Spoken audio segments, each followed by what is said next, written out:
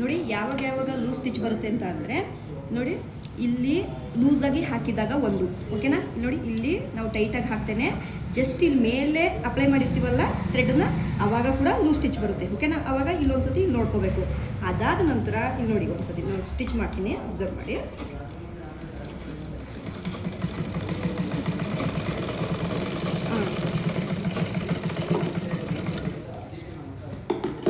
ಇಲ್ಲಿ ನೋಡಿ ಇಲ್ಲಿ ಲೂಸ್ ಸ್ಟಿಚ್ ಬರ್ತಾ ಇದೆ, ಓಕೆನಾ.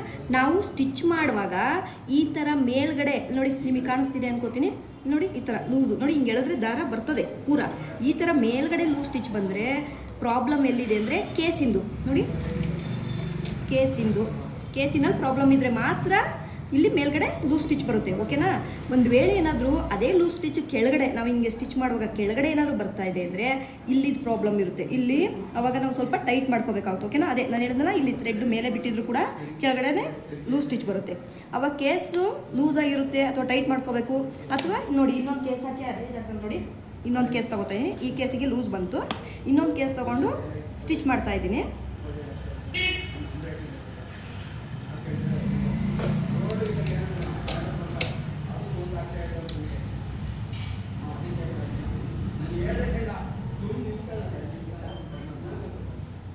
ನೋಡಿ ಇಲ್ಲಿ ಟೈಟಾಗಿ ಹಾಕಬೇಕು.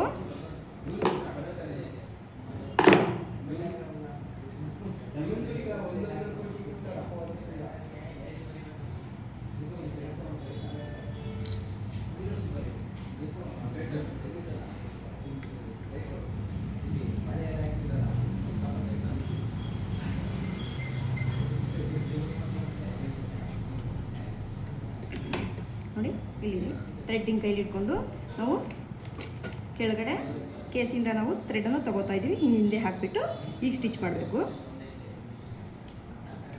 ನೋಡಿ ಈ ಕೇಸಿಂದ ಲೂಸ್ ಬಂದಿತ್ತು, ಓಕೆನಾ. ಈಗ ಬೇರೆ ಕೇಸ್ ಹಾಕಿದ್ದೀನಿ.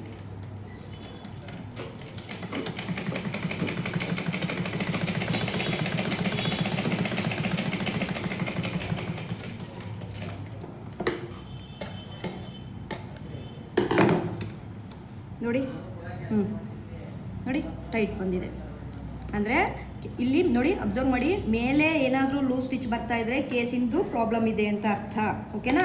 ಇಲ್ಲಿ ಕೆಳಗಡೆ ಏನಾದರೂ ಲೂಸ್ ಸ್ಟಿಚ್ ಬರ್ತಾ ಇದೆ ಅಂದರೆ ಈ ಸೈಡು ಇಲ್ಲಿ ಥ್ರೆಡ್ಡನ್ನು ಮೇಲೆ ಹಾಕಿರ್ತೀರಾ ಅಥವಾ ಇಲ್ಲಿ ಏನಾದರೂ ವೇರಿಯೇಷನ್ ಆಗಿರುತ್ತೆ, ಓಕೆನಾ.